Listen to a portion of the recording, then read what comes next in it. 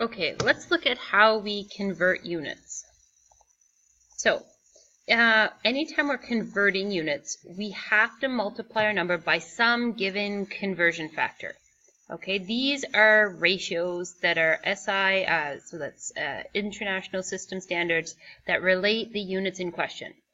Now, conversion factors can either be represented as just a ratio, so for example 60 minutes in an hour, or you can represent a conversion factor as a fraction, 60 minutes per hour, or you can even write it 1 hour per 60 minutes. So let's get into some examples and how we're going to use these conversion factors. So let's say I wanted to convert 13 hours to minutes.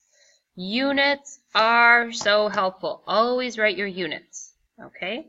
Now, I know I'm going to need my conversion factor for minutes to hours. So my conversion factor, 60 minutes in an hour. So how do I set up my formula? And setting up your formula is key. Use the units to help you set it up so that your units will cancel. So what you're going to have is we're going to start with our 13 hours. That's what we're starting with. Okay, and we're going to multiply it by a conversion factor. We're not going to write it like this. We're going to write it in a fraction form. Now I have hours up here, and I want hours to cancel, which means I'm going to fill in my hour units down here. Now, this is coming from my conversion factor now. If hours is down here, right, I put my hours down here, that means my minutes is going to have to go on the top. That means when I do this math, hours times minutes divided by hours, hours will cancel. Now that I have my units in the correct place, now all I have to do is put the appropriate numbers in. So using my conversion factor 1 hour, I'm going to fill the 1 in here, 60 minutes, and I'm going to fill the 60 in here. So now I use the units to help me set the formula. So when I actually do the math, hours is going to cancel, and I'll only be left with minutes, and that's what I want my answer to have the units in. Now I just have to do the math. 13 times 60 divided by 1 is,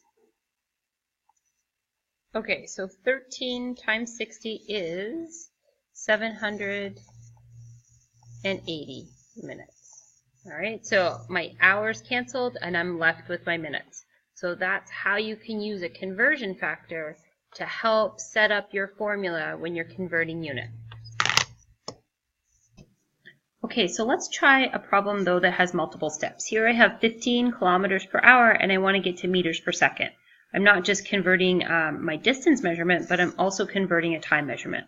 So what we're going to do is we're going to start by setting up the question, so 15 kilometers per hour. And again, I have to multiply by a conversion factor. My first conversion factor that I'm going to use is kilometers to meters. Okay, there it is. So kilometers is on top. I'm going to put kilometers on the bottom. My conversion is kilometers to meters, so meters will go on the top. And I have to fill it in. So 1 kilometer, 1,000 meters. Okay, so kilometers has canceled. Now, I have to get rid of hours now. So if I'm just going to get rid of my conversion factors. If I multiply now by another conversion factor, hours is on the bottom, so hours will go on the top. So that cancels, and I'm going to go hours to, I might not know hours to seconds, but I do know hours to minutes. So 1 hour is 60 minutes. So now my hours is canceled, and I'm not quite at seconds yet, so I have to do one more conversion factor. Minutes I need to cancel, so that's going to be on the top, and seconds on the bottom. So 1 minute is 60 seconds. So minutes has canceled as well. So the only thing that's left to do is actually the math. So 15 times 1,000 times 1 is 15,000, and my only units on top is meters, divided by 1 times 60 times 60. Well, that is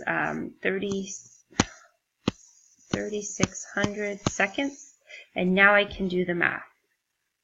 So if we actually divide 15,000 by 3,600, we get the answer 4.1666, and our unit repeating, and our units are meters per second. So 15 kilometers per hour is 4.1666 repeat.